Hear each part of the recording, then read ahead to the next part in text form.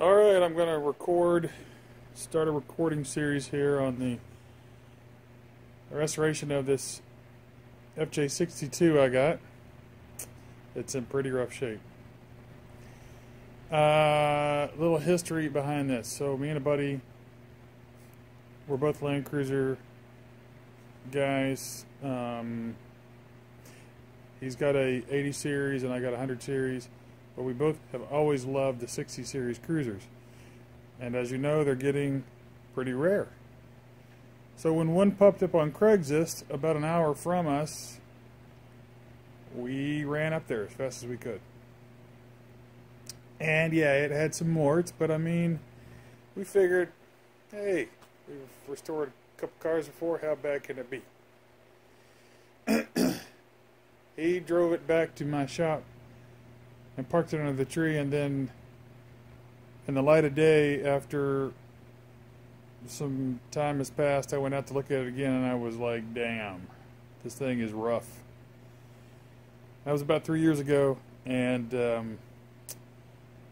I didn't touch it.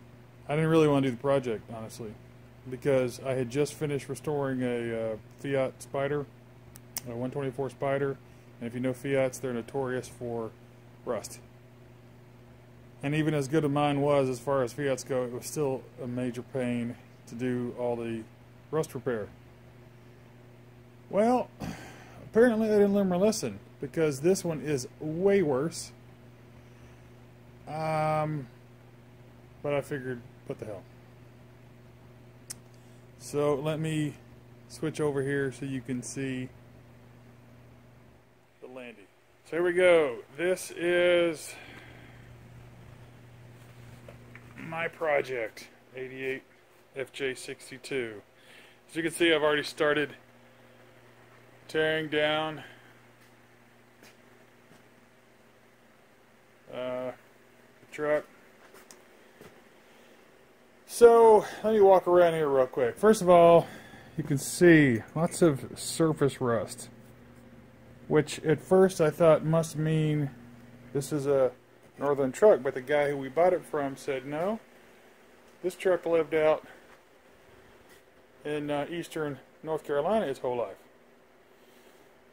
So I was like, oh man, beach truck, worse, or could be worse.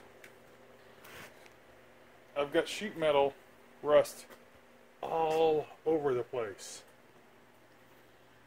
Some of the worst I've ever seen. It's just crazy. And then apparently this was hit in the rear years ago, and a body shop did a terrible job. Just caked Bondo all in here. You can see where I popped Bondo off here. There's still the grind marks, and the Bondo just held the water in, and this whole corner is eaten up. You can see right through that bad boy. And of course, when the water gets between two pieces of metal here, it just starts running down. It got here in this seam, just ran down the whole seam. Plus there's a gasket here, which held the water in too. Here's the bottom of the doors. You can't see the bottom of the boot lid there, but it looks like this all the way across. Somebody had done some really crappy work on it, stuck some fiberglass in the bottom and just held the moisture in the bottom of the truck. Little stuff here. That right there, I'm not worried about that kind of stuff. So I started looking at this more and more, and I was like, well, I think what this is a truck that was parked by the beach, because when I went up under to look at this thing, actually the frame is pretty good, and underneath is not bad.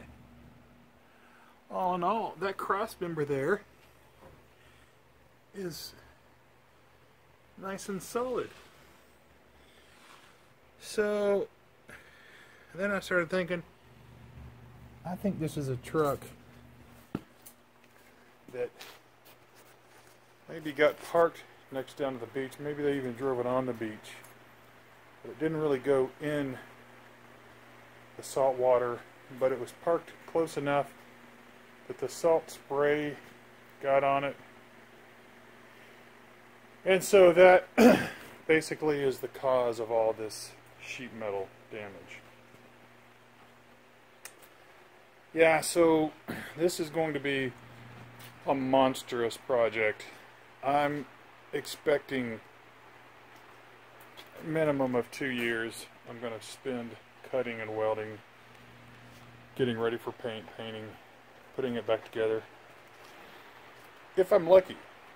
I mean, that's if I have a crap load of time to spend on this thing. I mean, I'll spend 3 months here because I'm doing this all on my part-time, and I'm an amateur. As you can see, they pulled this back, and if they hadn't fiberglassed that stuff, it wouldn't have been so bad.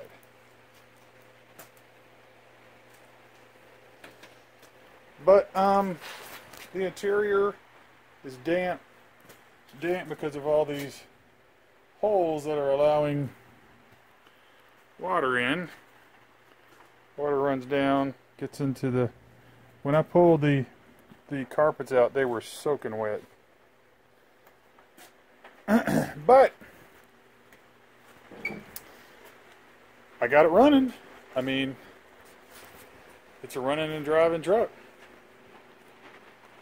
So, running, driving truck, solid frame, good axles, good transmission, good, I mean, good-ish. I don't know really how great they are. But, yeah, so that's where we're at with this guy. So what I'm going to do here is, probably once a week or so, just give a shot of where I'm at. There's no point in really posting anything more than that, because this is not going to be fast. I'm thinking about pulling the body off to do all the repairs and building rotisserie, but I have never done that. So if you know of an easy way to build a rotisserie, I've seen some plans out of a couple of engine stands. I'm down with that. Let me know. I wouldn't mind doing that. I don't want to spend $1,200 on a rotisserie that I might use once, just to make it a little bit easier to do some of the sheet metal work. But I wouldn't mind building one out of some scrap, because I got like 3 or 4 extra engine stands that I've acquired over the years.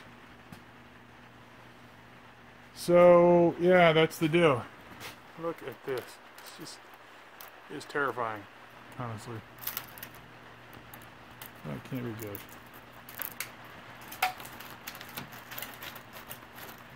That's not good. That's an issue. But we'll cut in some new metal there. I'm trying to figure out how to get these windows out without destroying these rubber seals, because the rubber seals are like $1.25 each, and these are still nice pliable rubber seals. Yeah, so there you have it. That's where we are. I haven't come up with a name yet.